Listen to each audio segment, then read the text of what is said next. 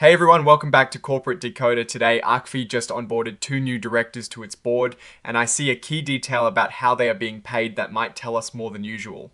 Quick note, this is not financial advice, just my take on public filings for educational purposes.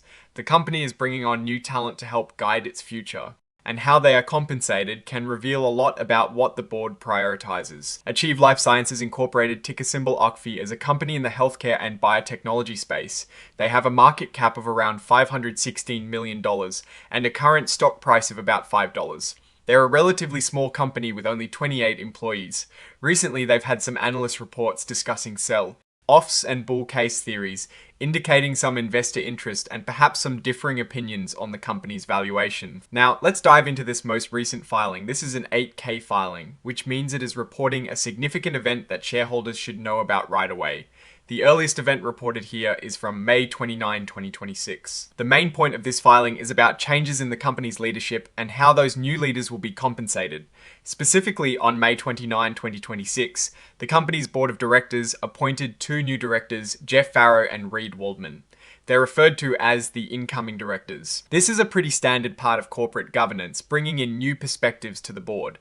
Mr. Farrow has been appointed to the Nominating and Governance Committee and will chair the Audit Committee. Dr. Waldman will serve on the Commercial Committee and chair the Compensation Committee. These committee roles are important as they focus on specific areas of the company's operations and strategy.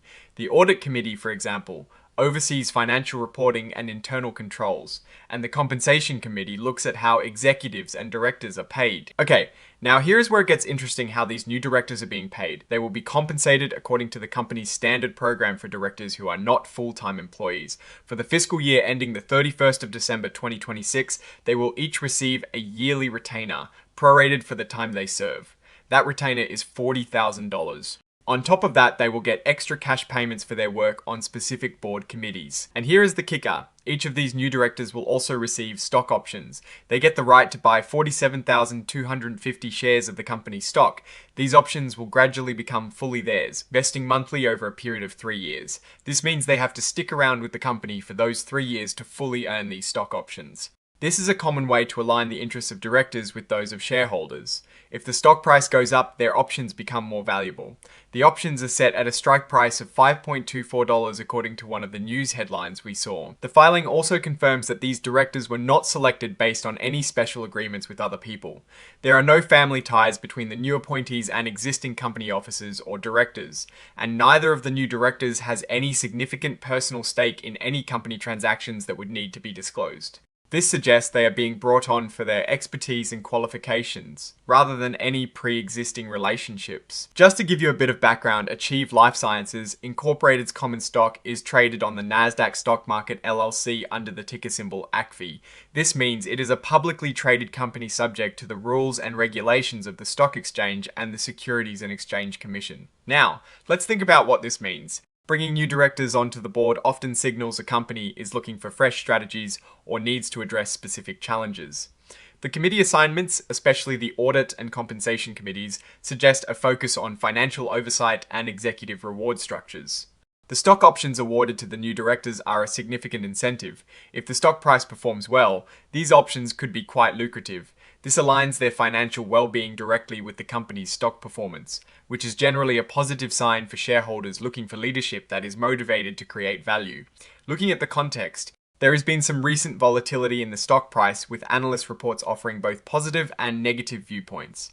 This new board leadership might be intended to help navigate these discussions and steer the company towards a more stable or growth-oriented path. The fact that they are relatively new and have only 28 employees suggests it is likely a company in a growth or development phase where board expertise is crucial for strategic decision making. What I find particularly noteworthy is the combination of a cash retainer and stock options.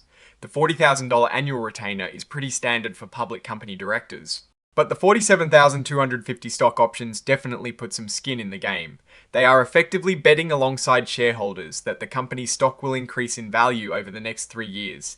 Given the vesting schedule, the risk I am watching is how effectively these new directors can implement their expertise within the company's existing structure, especially given the small employee base. My biggest concern is often whether new leadership truly brings a fresh perspective or simply reinforces the status quo.